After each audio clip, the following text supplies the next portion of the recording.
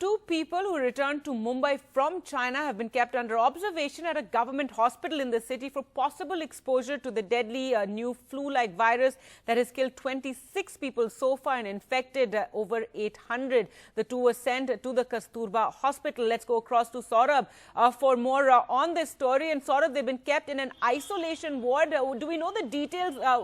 How were these two sent to the hospital? Were these people who just arrived back from China and it was at the airport that they were suspected of having the coronavirus?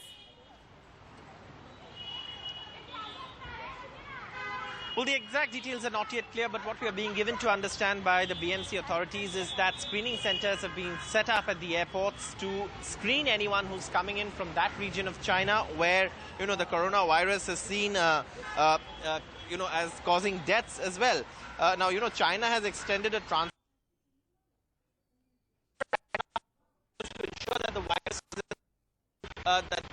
the infection doesn't spread, which is why the screening centers have been set up at the airport, and anyone who's found with symptoms of the virus is moved to this hospital in Mumbai, the Kasturba hospital. Here you can see this is of course a BMC hospital where an isolation ward has been set up.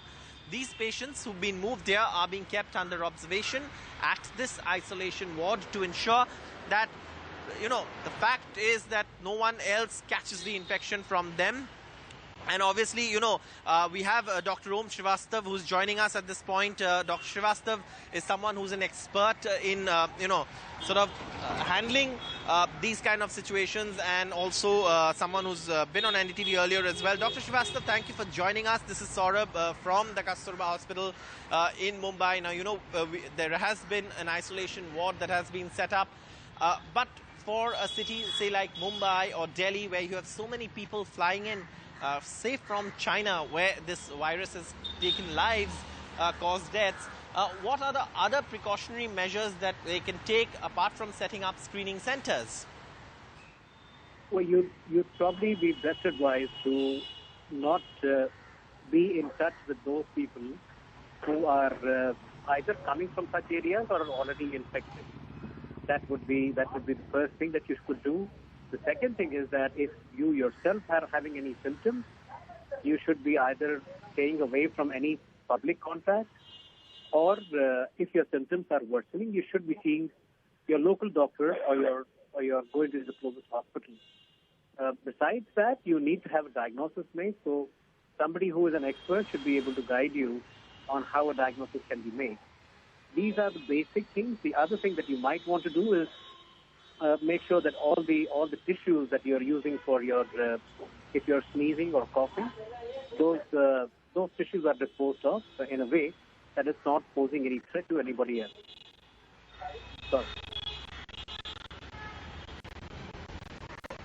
Well, Dr. Srivastav, thank you so much for those tips. In fact, those who are watching and perhaps those who are traveling to those regions or countries where, there are people with infections, these are, of course, very, very helpful tips. But I'd also like to ask you, we've seen, say, perhaps, SARS virus previously.